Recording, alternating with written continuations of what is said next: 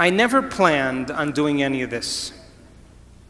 In 1986, I was in a triathlon in Palm Springs, California, and I was on my bicycle, and I was making a turn to pass some cyclists. And as I made the turn to pass the cyclists, I got run over by a truck. And I broke 6 vertebrae in my spine, and I had bone fragments on my spinal cord. And the doctors, 4 experts, told me I would never walk again and I would be paralyzed. So in order for some people to wake up, they need a wake-up call. And that was my call. I decided against the surgery, a radical surgery where they take out the entire back part of my spine and screw in these rods. I decided against the surgery in 1986, and I thought, I'm not going anywhere, I'm not doing anything. Let's see if I can heal this with my mind. Now, nobody at this time had any idea that it was even possible. As a matter of fact, the doctors thought I hit my head on the ground and that I had a head injury, because nobody said no to them. But you know, when you're trying to create something like a miracle, you will always be considered a fool or insane, because nobody else is doing what you're doing. It's unconventional. It's outside the beliefs of a culture.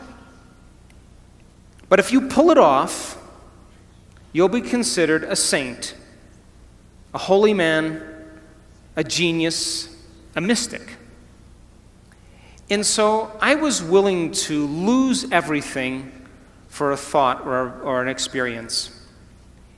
And I went through a very dark night of the soul after my injury, because I wanted to heal myself, and I was impatient, I was angry, I was frustrated, I was unfocused, and I couldn't get my mind to do what I wanted it to do, which made me more angry.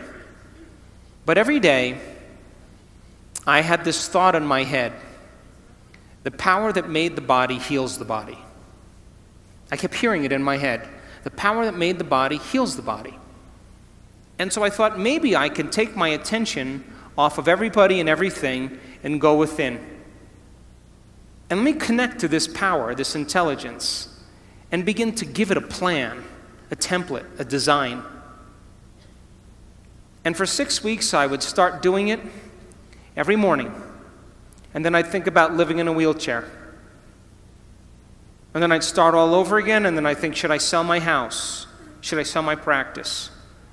And I realized I was focusing on what I didn't want to have happen instead of what I did want to have happen. And that's what the hormones of stress do. They cause us to pick the worst thing in our future and emotionally embrace it and be prepared for it. Because anything less, there's a better chance of survival. And so for 6 weeks, I went through hell. Because I would start reconstructing my spine and I would lose my attention. But I never gave up. 3 hours every day going within.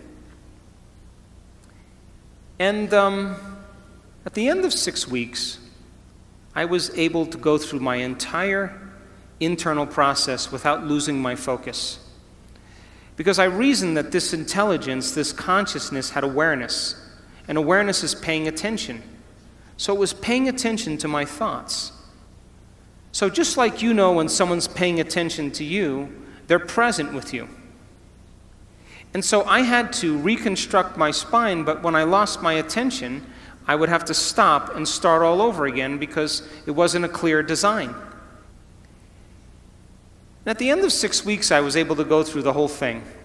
And all of a sudden, my body started to change very quickly. My pain went away, my numbness changed, I started to get happy.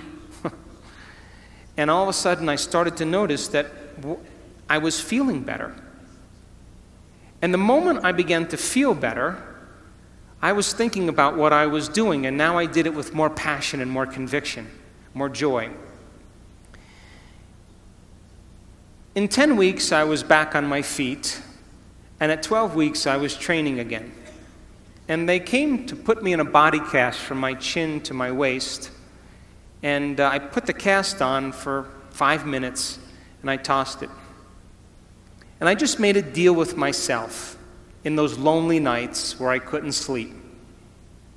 I talked to this intelligence every day, and I said to it, I'll make you a deal.